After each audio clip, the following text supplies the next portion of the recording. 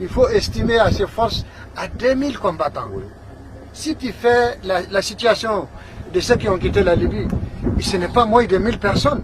Si tu calcules les déserteurs au niveau des forces armées de sécurité, soldats, officiers, sous-officiers, soldats, tu trouveras que c'est des effectifs qui ne sont pas moins de 700. En plus, les autres, tu ajoutes les salafistes, les différents groupes salafistes qui étaient avec eux. Et la population qui s'est ajoutée à eux aussi. Donc là, il faut vraiment prendre la chose au sérieux maintenant. Il faut que l'État prenne la chose au sérieux. Mettre les grands moyens. Il faut que toute l'armée malienne se trouve sur le terrain avec ces grands moyens. Faire face. Mon colonel, vous êtes de la partie aussi. Quelle appréciation? Bon, moi je pense que jusqu'ici, les moyens déployés par l'armée sur le terrain sont les moyens que nous estimons être suffisamment importants. Mais au vu de la situation, l'élément que nous avons rencontré devant nous est un élément dont la valeur des moyens que nous avons déployés devant eux n'est pas capable de l'arrêter. Ça c'est réel. Je ne dirais pas que ce que nous avons déployé c'est l'essence, c'est l'important des moyens de l'armée malienne, mais le détachement qui est parti contre ces gens n'était pas en mesure de faire face à cet élément dans sa position.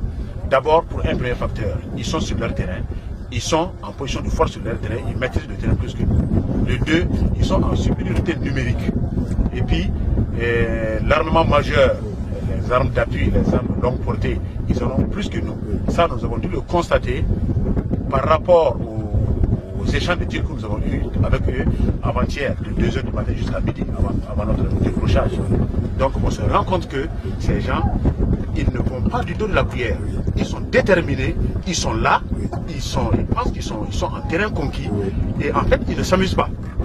Donc, il ne faudrait pas qu'on les prenne, comme le colonel-major l'a dit, comme des petits bandits, des groupes rebelles, un groupe isolé qui se bat contre quelque chose, un objectif qu'ils ne maîtrisent pas. C'est totalement loin de tout ça. Je pense qu'il y a une détermination farouche de tous les côtés. Non seulement du côté des islamistes, qui étaient de la partie lors de notre décrochage, aussi du côté des déserteurs de l'armée malienne qui sont ajoutés, que les majors l'ont dit toujours, aux revenants de la Libye, à certains revenants de la Libye, disons-le comme ça, et avec l'appui des populations locales qui sont sur le terrain. Donc c'est vraiment une situation, à mon avis, qui n'avait pas été appréciée à sa juste valeur par nous-mêmes d'abord. Moi personnellement, j'ai été surpris de voir la situation comme ça. Je me rends compte que j'avais une analyse un peu en deçà de la réalité. Je comprends aujourd'hui qu'il faudrait encore monter d'un cran le niveau de la menace. C'est ce que nous avons observé avant. Il ne faudrait pas laisser notre analyse à ce niveau. L'ennemi est plus que nous le pensons. Je l'ai dit personnellement, il est plus que je ne le pensais avant que je ne l'ai pas dit. Ça, c'est le plus important. Et puis surtout aussi, mon colonel, on dit en combat qui tient le haut tient le bas. C'est des gens bien positionnés en hauteur. Absolument, c'est des gens très bien positionnés. Ils maîtrisent parfaitement le combat de coulée. Et qui tient le haut tient le bas, c'est une réalité. Et encore mieux, celui qui le tient avant toi, il a beaucoup plus d'avantages tactiques sur vous. Et c'est ce qui a conduit particulièrement à notre décrochage. Ok, bon. Depuis d'organisation, aucune perte en vie humaine. Quelle stratégie le commandement est là? Bon, donc on a mis une stratégie en place avec mon état-major. D'abord, c'était tactiquement pour vraiment protéger nos soldats par rapport au tir de l'ennemi. Donc il n'y a aucune, en tout cas à mon niveau, aucune perte humaine enregistrée jusqu'à la date d'aujourd'hui.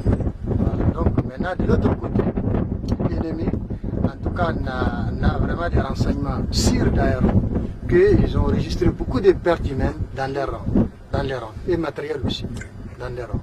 Voilà. Est-ce qu'on peut estimer?